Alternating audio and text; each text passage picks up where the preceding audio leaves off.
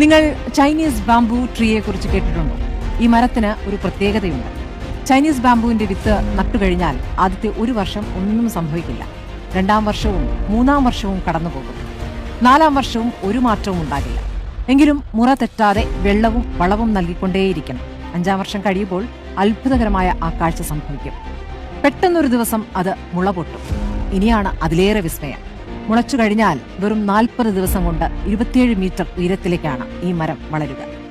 ആ മരം വളർന്നത് വെറും 40 ദിവസം കൊണ്ടാണോ? അല്ല, മണ്ണിനടിയിൽ ആ മരം വളരാൻ 5 വർഷമെടുത്തു. പുറമേ കാണാൻ കഴിയാതിരുന്ന ആ 5 വർഷവും ആ വിത്ത് മണ്ണിൽ തന്റെ വേരുകൾ ബലപ്പെടുത്തുകയായിരുന്നു. തന്റെ സ്വപ്നതുല്യമായ വളർച്ചയ്ക്ക് ആവശ്യമായ കരുത്ത് ശേഖരിക്കുകയായിരുന്നു. നമ്മുടെ ലക്ഷ്യങ്ങളും സ്വപ്നങ്ങളും ഇതുപോലെയാണ്. നമ്മൾ കഷ്ടപ്പെടുന്നുണ്ടാകും, അധ്വാനിക്കുന്നുണ്ടാകും, പക്ഷെ ഫലം ഉടനെ കണ്ടെന്ന് വരില്ല. പക്ഷേ തളരരുത്. നിങ്ങളുടെ വേരുകൾ മണ്ണിനടിയിൽ ബലപ്പെട്ടുകൊണ്ടിരിക്കുകയാണ്. ഒരു ദിവസം നിങ്ങൾ